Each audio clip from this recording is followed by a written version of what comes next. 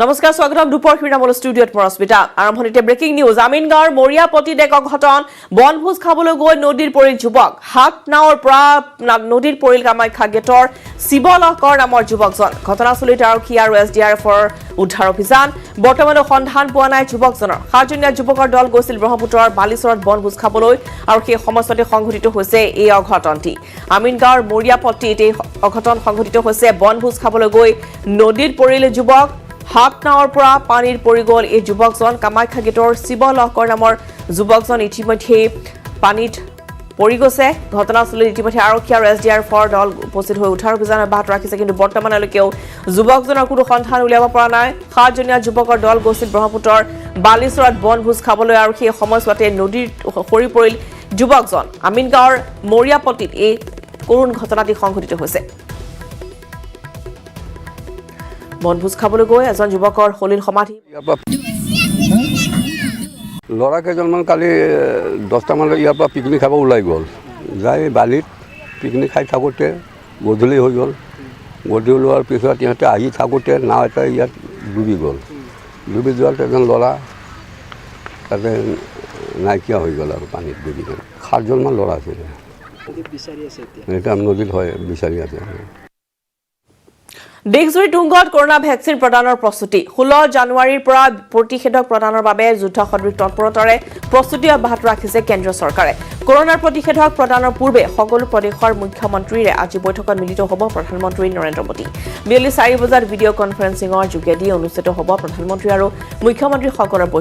বৈঠকত প্ৰতিখন ৰাজ্যৰ কৰোনাৰ প্ৰতিষেধক প্ৰদানৰ প্ৰস্তুতিৰ পৰ্যালোচনা কৰিব প্ৰধানমন্ত্ৰীগৰাকীয়ে ইফালে 16 জানুৱাৰীৰ পৰা প্ৰতিষেধক প্ৰদানৰ উদ্দেশ্যৰে পুনেৰ সেৰাম ইনষ্টিটিউট অফ ইণ্ডিয়াৰ পৰা কোভিচিল্ড ভেকচিন দেশৰ আন প্ৰদেশলৈ সৰবৰাহ আজিৰ পৰা আৰম্ভ হোৱাৰ সম্ভাৱনা সকলো প্ৰক্ৰিয়া সুচাৰুৰূপে সম্পন্ন হ'লে 16 জানুৱাৰীৰ পৰা পূৰ্ণ গতিত দেশজুৰি আৰম্ভ হ'ব কৰোনাৰ প্ৰতিষেধক প্ৰদান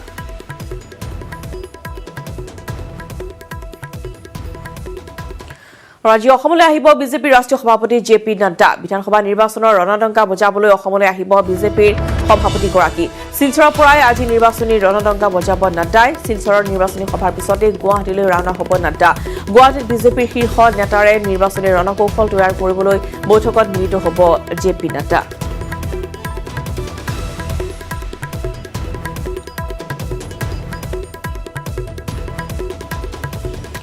ভোগালী বজাৰত এতিয়া সামগ্ৰীৰ জুই চাই দাম পৰিলক্ষিত হৈছে মিঠৈ 300 টকা প্ৰতি কিলো তিল 160 পৰা 200 টকা বৰা চাউল হৈছে প্ৰতি কেজি 50 পৰা 80 টকা পৰ্যন্ত জহা চাউল 60 পৰা 70 টকা কোলা জহা 70 টকা ক্ৰীম 600 টকা পৰ্যন্ত দৈ বৃদ্ধি পাইছে 140 পৰা 150 টকালৈ চিৰা প্ৰতি কেজি 60 টকা জহা চিৰা 100 টকা আৰু চুঙা পিঠা 120 টকা এনেদৰে দেখিবলৈ পোৱা গৈছে বজাৰত দাম নিৰ্ধাৰণ কৰা হৈছে ভোগালী বজাৰত এয়া জুই আৰু প্ৰতি কিলো কোলা জহা বা জহা চিৰা 100 পৰা 120 টকা পৰ্যন্ত বৃদ্ধি পাইছে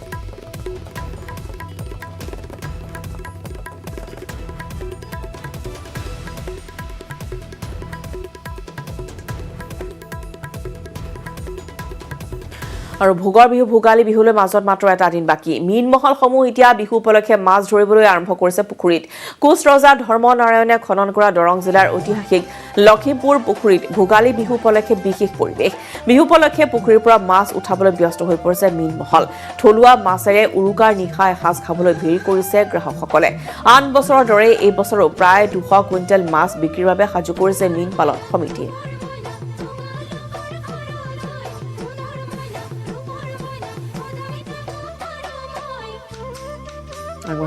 মংগলৰ পৰা নৱজ্যোতি মহতৰ লগে লগে বিশেষ আকৰ্ষণ হৈ পৰে এই লখিমপুৰ পুখুৰী কাৰণ এই লখিমপুৰ পুখুৰীৰ পৰাই জিলাখনৰ ভিন্ন প্ৰান্তৰ লগতে ৰাজ্যৰ ভিন্ন প্ৰান্তলৈকে যি থলুৱা মাছ এই থলুৱা মাছ ৰপ্তানি কৰা হয় তাৰপিছত ৰমেশে দেখুৱাব ইতিমধ্যে মাছসমূহ উঠাবলৈ আৰম্ভ কৰিছে যে কমিটিয়ে আৰু বিগত বছৰসমূহৰ দৰে এই বছৰো দেখিবলৈ পোৱা গৈছে যে তেওঁলোকে এই যি পুখুৰীৰ মাছ তেওঁলোকে উঠাইছে আৰু লখিমপুৰ পুখুৰীৰ ঐতিহ্য আছে আৰু এই ঐতিহ্য ৰক্ষা কৰি গাঁৱৰ লোকসকলে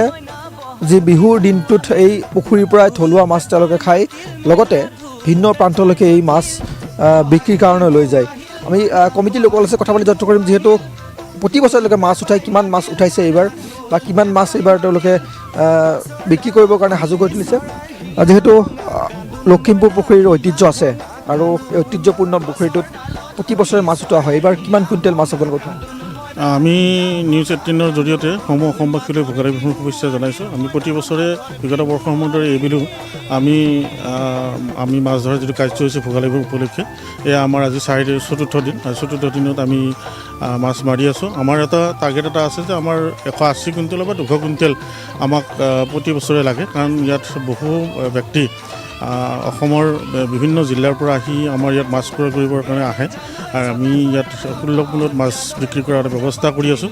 এতিয়া আমাৰ ইয়াত যিটো কাউণ্টাৰ আছে, আমি ইয়াত 10টা কাউণ্টাৰৰ পৰা আমি স্থানীয়ভাৱে মাছ বিক্ৰী কৰোঁ। ইয়াত আমাৰ যিটো মাছৰ মূল্য চিলভাৰটোৰ আছে 4 কিলোৰ যিটোৰ ওপৰত, 4 কিলোৰ ওপৰত 5 কিলো 6 কিলো যিয়েই নহওক, সেই মাছটোৰ মূল্য আছে 250 টকা। তাৰপিছত 3 কিলোৰ ওপৰত যিটো মাছ, সেই মাছটোৰ আছে 230 টকা। তাৰ তলৰ যিটো মাছ আছে 200 টকা।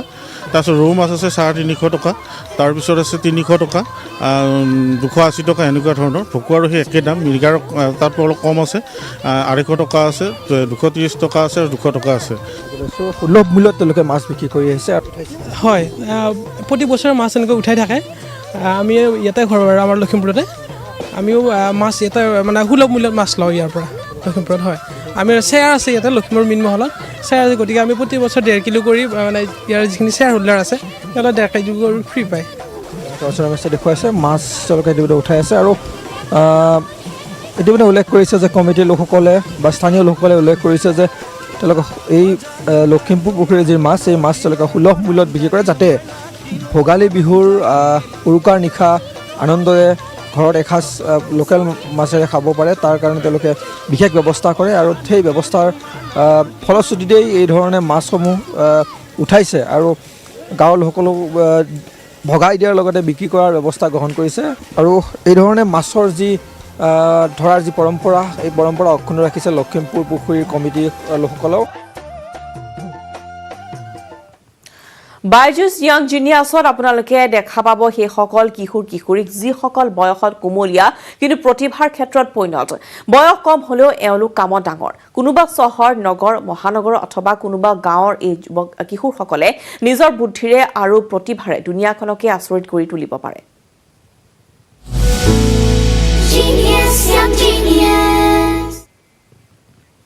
আৰু এই বিশেষ কাৰ্যসূচী আমি দেখুৱাম 16 জানুৱাৰীৰ পৰা, কিন্তু তাৰ পূৰ্বে আপোনালোকক চিনাকি কৰাই দিবলৈ ওলাইছো এনে কেইগৰাকীমান বিস্ময় কিশোৰৰ সৈতে। আজি চিনাকি হওক কৌটিলৰ সৈতে। কৌটিল এনে এগৰাকী বিচক্ষণ বালক যাক দেশৰ প্ৰথম গুগল বয় ৰূপে জনা যায়। 5 বছৰ বয়সৰ পৰাই ইংৰাজী অথবা হিন্দী যিকোনো ভাষাতেই যিকোনো প্ৰশ্নৰ উত্তৰ দিব পাৰে কৌটিলয়। দেশ বিদেশৰ কথা, সৌৰজগত অথবা কোৱাণ্টাম ফিজিক্সৰ কথা নাইবা যিকোনো সাধাৰণ জ্ঞানৰ প্ৰশ্নৰ উত্তৰ কৌটিলৰ জিভাৰ আগত। এতিয়া কৌটিল 13 বছৰীয়া হ'ল আৰু তেওঁক গ্লোবেল চাইল্ড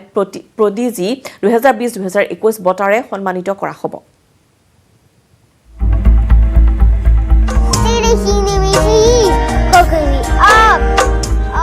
जब 5 साल का था तभी टीवी पर छा गया।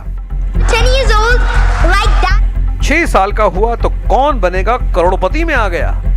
कौटिल जी नमस्कार, बहुत बहुत अभिनंदन। 13 साल की उम्र में बन गया केबीसी में एक्सपर्ट। अभी पूरी कोशिश करूंगा कि मैं आपकी हेल्प करूं। है ना कमाल का बच्चा। और इस कमाल के बच्चे का लोहा अब पूरी दुनिया मान चुकी है। 24 दिसंबर 2007 को हरियाणा के करनाल जिले के कोहड़ गांव में जन्मे कौटिल्य बचपन से ही बेहद मेधावी हैं। सुनिए, सिर्फ 5 साल की उम्र और महज 20 दिन में इन्होंने क्या क्या सीखा था। मैंने 20 दिन के अंदर completed the world map and then not only that मैंने GDP, economies, population, religious, politics, इन सभी चीज़ों के ऊपर मैंने अपना जो नॉलेज है वो बटोरा। नई नई चीज़ें मैं देखता हूँ, मेरे फील्ड ऑफ इंटरेस्ट चेंज होते हैं। कभी मैं एस्ट्रोनॉमी पढ़ता हूँ, कभी जियोग्राफी, कभी जनरल नॉलेज, कभी क्वांटम मैकेनिक्स, कभी साइंसेस। ऐसे में अलग अलग फील्ड्स के बारे में नॉलेज इकट्ठा करता हूँ। अब बेसिकली वो एक साइंस का स्टूडेंट है और अंतरिक्ष में उसकी अच्छी रुचि है और क्वांटम फिजिक्स से या इस टाइप की जो चीज़ें हैं उसमें उसकी अच्छी पकड़ हो चुकी है। अगर कोई भी बच्चा बड़ी से बड़ी चीज़ कर सकता है, अगर उसको सही प्लेटफॉर्म मिले और उसको सही गाइडेंस मिले और उसके पास डिटर्मिनेशन हो और डेडिकेशन, और एक डेडिकेशन के साथ वो जो भी अपना काम है उसको करे, then he can achieve anything that he want. Computer को मात देने वाले कौटिल्य को 2013 में हरियाणा के मुख्यमंत्री भूपेंद्र सिंह हुड्डा ने 10 लाख रुपए का चेक और प्रशस्ति पत्र दिया था। 2015 में इंग्लैंड की संसद हाउस ऑफ कॉमन्स में भारत गौरव अवार्ड मिला। 2016 में संयुक्त अरब अमीरात की सरकार की ओर से सम्मानित किया गया। 2017 में नेपाल में भारतीय दूतावास ने सम्मानित किया। 2019 में Dubai K chamber of commerce में हजारों बच्चों को जीनियस बनने के टिप्स दिए। कौटिल्य पूर्व राष्ट्रपति डॉक्टर APJ अब्दुल कलाम और डॉक्टर प्रणब मुखर्जी से भी सम्मानित हो चुका है।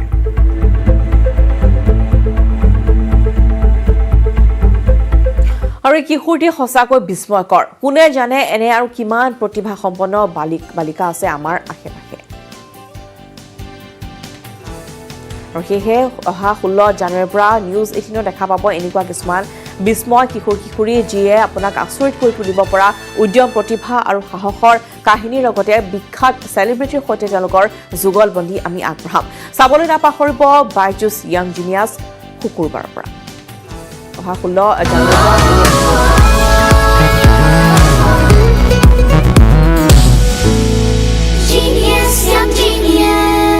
ৰাজধানী দিল্লীকে ধৰি 9খন ৰাজ্যত বাৰ্ড ফ্লুৰ সংহাৰ মহাৰাষ্ট্ৰতো বাৰ্ড ফ্লুৱে সৃষ্টি কৰিছে আতংকৰ উত্তৰ প্ৰদেশ কেৰালা ৰাজস্থান মধ্যপ্ৰদেশ হিমাচল প্ৰদেশ হাৰিয়ানা আৰু গুজৰাটত বাৰ্ড ফ্লুৱে সংহাৰৰ সৃষ্টি কৰিছে হাৰিয়ানাত সৰ্বাধিক 4 লাখৰো অধিক পক্ষীৰ মৃত্যু হৈছে বাৰ্ড ফ্লুত জম্মু কাশ্মীৰ আৰু ছত্তীশগড়তো শেহতীয়াকৈ বাৰ্ড ফ্লুৰ আতংকত এতিয়া হাই এলাৰ্ট জাৰি কৰা হৈছে বাৰ্ড ফ্লুৰ সংক্ৰমণ হোৱা প্ৰতিখন ৰাজ্যতে হাঁহ কুকুৰাৰ আমদানি ৰপ্তানি নিষিদ্ধ কৰা হৈছে ৰাজ্যকেইখনত ব্যাপক হাৰত হাঁহ কুকুৰা নিধন কৰাৰ লগতে সংক্ৰমিত এলেকাসমূহ সেনিটাইজ কৰা হৈছে বাৰ্ড ফ্লুৰ সংক্ৰমণক লৈ আজি বিয়লি সংসদীয় ষ্টেণ্ডিং কমিটি অন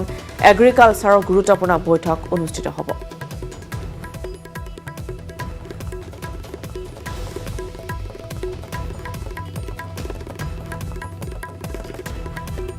ভোগালী বিহুক আদৰাৰ আনন্দ উল্লাসৰ মাজতে নুমলীগড়ত বন্যহস্তীৰ সন্ত্ৰাস বহুকেইটা বাসগৃহ ভাঙি তহিলং কৰাৰ লগতে কথম পিহে প্ৰাণ ৰক্ষা পৰিছে কেইবাজনো লোকৰ দিন দুপৰতে নুমলীগড় চাহ বাগিচাৰ জিয়ন উই দাস নামৰ লোকজনৰ বাসগৃহ ভাঙি তহিলং কৰাৰ লগতে বন্যহস্তীয়ে ঘৰৰ আচবাব ভাঙি নষ্ট কৰে লগতে ঘৰৰ ভিতৰত প্ৰৱেশ কৰি খাই অনিষ্ট কৰে চাউল ধান ইত্যাদি আনহাতে চাহ বাগিচাৰ লাইনৰ ভিতৰত প্ৰৱেশ কৰি ত্ৰাসৰ সৃষ্টি কৰে চাহ বাগিচাখনৰ গাতে লাগি থকা বন বিভাগৰ লোকক খবৰ দিও কোনো ধৰণৰ সঁহাৰি নোপোৱাৰ অভিযোগ ভুক্তভোগী পৰিয়ালৰ বজাতে আহিছিলে মোৰ শাশ আৰু শ্বশুৰে চুলা ঘৰত খানা খাই বহি আছিলে আৰু আমাৰ দেৱৰৰ মাইকীজনী একদম ল'ৰা দুটা কেঁচুৱা দুটা ছোৱালীজনীক লৈ পেলাই শুই আছিলে তাৰ পাছত আৰু হাতী ওলাই আহিলে মোৰ মা যে তাৰ ফটক কৰা মনে মনে আহি পেলাই একদম ছোৱালী দুজনীক আৰু বোৱাৰীটোক লৈ পেলাই একদম টানি ঘিচি একদম লৈ গ'ল বাহিৰত তাৰ পাছত আৰু আমাৰ ঘৰৰ গোটেই ভাঙি চিঙি একদম টিভি চিভি মানে আৰু যিমান বস্তুৰ ভাঙি চিঙি চব লৈ গ'ল আৰু কুকাৰকো হাতী লৈ গ'ল আৰু চবে আহিলে আৰু ফৰেষ্টক ফোন কৰিছে ফৰেষ্টৰ বেছি দূৰ নাই তথাপি সিহঁতি নাহিলে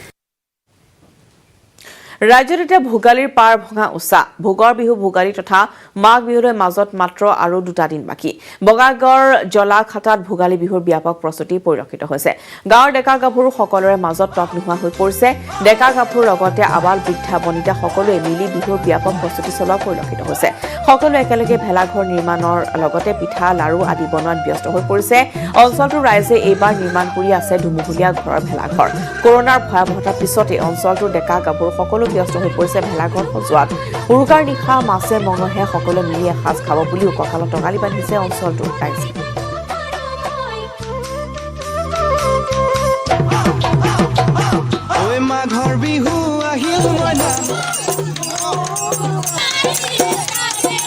মহামাৰী কৰোনাৰ নিশ্চয় অলপ প্ৰভাৱ পৰিছে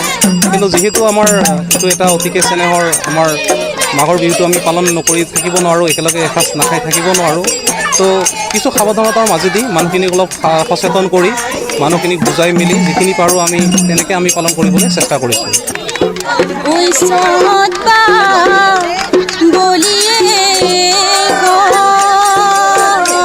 COVID-19 কোভিড-19 মহামাৰীয়ে বৃদ্ধি কৰিলে পৰস্পৰ নিৰ্ভৰশীলতা কৰোনাৰ বিৰুদ্ধে একত্ৰিত হৈ যুঁজ দিলে সমগ্ৰ দেশে ভেকচিন প্ৰদানৰ ঘোষণাৰ পিছত পুনৰ প্ৰয়োজন হ'ব সকলোৰে সঁহাৰিৰ একত্ৰিত শক্তিৰে দেশৰ পৰা আমি নিৰ্মূল কৰিব লাগিব কৰোনা মহামাৰী এই ক্ষেত্ৰত প্ৰতিটো খোজতে আপোনালোকৰ সহযোগী হ'ব নেটৱৰ্ক 18 সেই উদ্দেশ্যে নেটৱৰ্ক 18 আৰম্ভ কৰিছে কম্পেইন সঞ্জীৱনী এ শ্বট অফ লাইফ সকলো সুৰক্ষিত নহ'লে কোনো সুৰক্ষিত হ'ব নোৱাৰে এই বিশ্বাসেৰে